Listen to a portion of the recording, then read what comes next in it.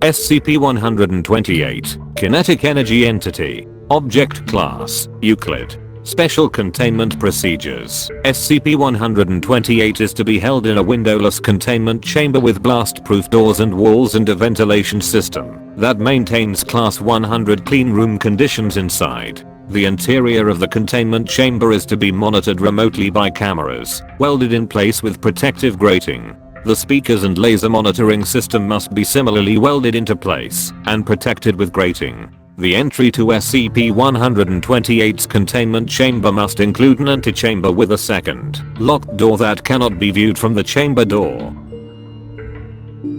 Personnel entering the test chamber for any reason must wear ballistic armor and must not bring any loose item inside the chamber. All required equipment must be rigidly mounted to the armor. Interference with the laser monitoring system or the central wheel is forbidden, unless required for maintenance. In the center of the containment chamber, a wheel must be mounted to a concrete pedestal and allowed to spin freely. Should the wheel be measured to spin at less than 4000 RPM at any time, all personnel are required to evacuate the containment chamber and foam nozzles will be deployed. Follow above procedures. Do not attempt below. SCP-128 is to be kept in a chamber measuring at least 10 meters by 10 meters by 5 meters with walls and door armored in 5 cm steel plate. All personnel who enter the containment room must wear full suits of heavy body armor, including ballistic plates. All loose objects of mass greater than 5 kilograms are strictly prohibited. Clothing and related items are generally considered safe, as the entity appears to be incapable of distinguishing these from their wearers. Writing utensils, loose change, and other trinkets present considerable hazards to personnel, and should therefore be used sparingly. Never enter the containment chamber. All items are to be cleared from room via suction before any personnel will be permitted to enter. Once personnel have exited, SCP-128 is to be given small objects, both to study its behavior and to alleviate boredom, if applicable. In the event of escape, the surrounding area will be evacuated and locked down, possibly followed by attempts to herd SCP-128 back into its enclosure. Past experience suggests that the latter is unnecessary, as the entity has shown no apparent desire to vacate the premises and will eventually return of its own accord.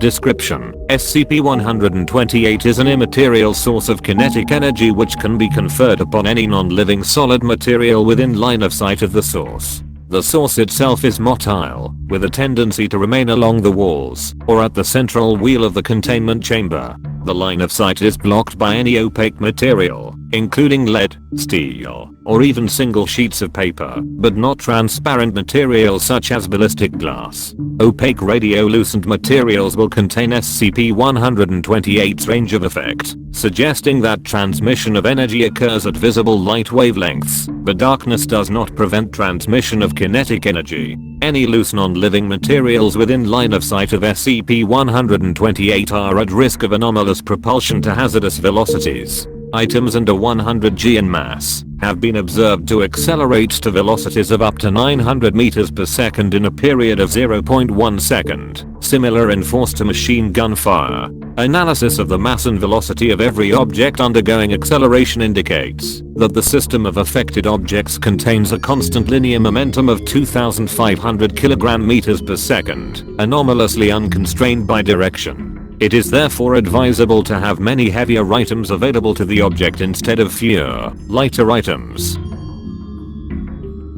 Despite SCP-128's invisible immaterial form, it has been determined that the entity cannot be compressed into a space under a 2 cm radius sphere.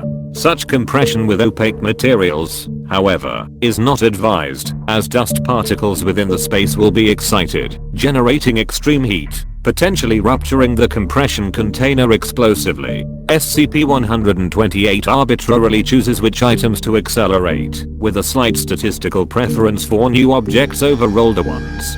Despite the existence of some form of acceleration choosing, tests do not indicate an active sentience directing the choice, with one exception. The object does not accelerate living material, with its own parameters regarding what is considered living. People or robots moving of their own accord are not accelerated, nor is any part that is rigidly attached Dead or unconscious people and animals are also not accelerated. Unmoving but conscious test subjects report a light tugging in the presence of SCP-128, which immediately stops at the first sign of movement or animal-like characteristics.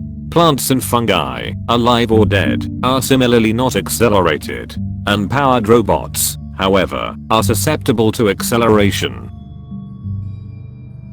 Addendum 128 1. Recovery log. SCP-128 was recovered from a private home and data expunged. Reports of telekinesis and random anomalous kinetic activity had been previously confirmed by field agents, and MTF Mu-13, Ghostbusters was called in to isolate and capture the anomaly. Control, OK. Equipment check. Tranquilizer pistols. Mu-13 lead. All pistols loaded and checked. Control, ballistic armor. Lead, armor check. Mu-13 Gamma, I'm not used to carrying this ordnance. Control, it's standard issue for this sort of intangible. We had to dig deep in our files, had to look up old references. SOP on this dates back to 1968. The phenomenon was called a poltergeist back then. Delta, poltergeist? That is old. Type 1 or 2? Control, it could be a type 1. A telekinetic vector associated with a deceased person, but field agents said that there's considerable domestic strife in the home. It's most likely undifferentiated kinetic energy from a latent Bixby under extreme stress. Type 2. Lead. That's why containment involves the pistols. Tranquil inhabitants, and it should shut down the anomaly long enough for us to figure out whose astral it is. The standard EMP tools are for containment of an autonomous intangible. Should it be type 1? Careful in there. Take no chances. Beta, get the parabolic microphone on the house. We need to identify inhabitants. Beta, mic online now. Point 1. How many times do I have to tell you? Brittany, clean your fucking room already. You're such a shittest slob. Point 2. I did. It was spotless before I went to school. It was. Oh my god, Tyler, it was you, wasn't it, you little douche? Point 3. Noah, why would I want to step foot in your nasty ass pigsty? Gamma, considerable domestic strife, you say? Lead, yeah. Just get in there and put them all to sleep. They could use the nap. And be careful with loose objects. Confirming 3 targets. Move out. Sounds of leaving the containment vehicle, approaching the house, and bashing in the door. Sound of tranquilizer pistol being fired. Delta, the sun's down. Lead, he looks young. Beta, check his vitals. Make sure the drugs aren't too much of a shock to his system. The darts are calibrated to someone at least 40 kilos. Gamma, Delta, find the father and daughter now. Footsteps through the house.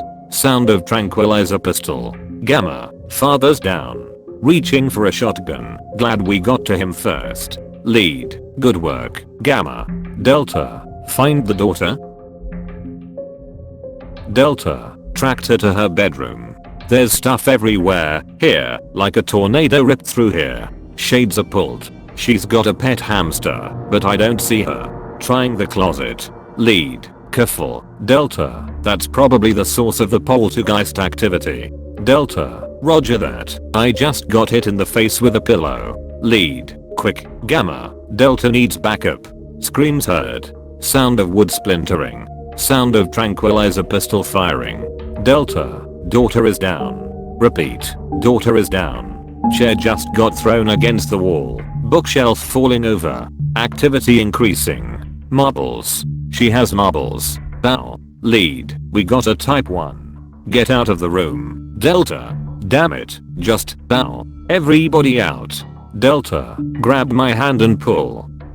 Wait. It's the hamster. It's a fucking tornado hamster. Tranking the hamster. Lead, Delta, no. The darts aren't calibrated. Sound of tranquilizer pistol firing. Delta, hamster down. Why aren't you stopping? I tranked your. Sound of, data expunged. Lead, everybody out. Delta down. Close the doors. Get ready for type 1 containment. End log.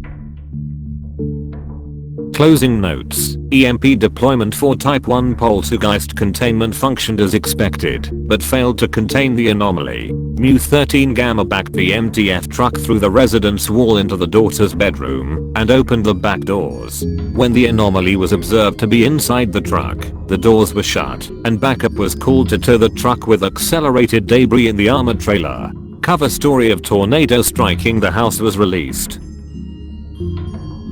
Addendum 128 2. Principal Researcher's Notes. Principal Researcher, Dr. Cordelia Argent. Subject, SCP-128. Despite what the recovery log would say, this is not a poltergeist. Poltergeists are an obsolete term, anyway. This is not a spirit or a consciousness as we might think of the term. It can't pass through walls or the like.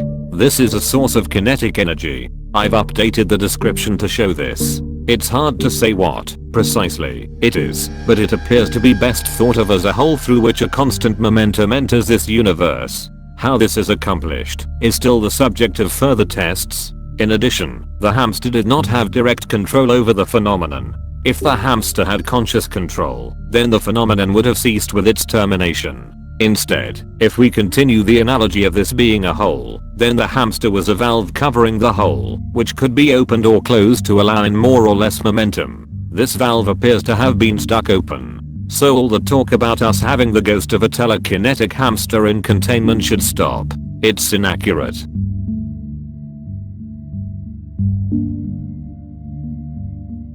End of file.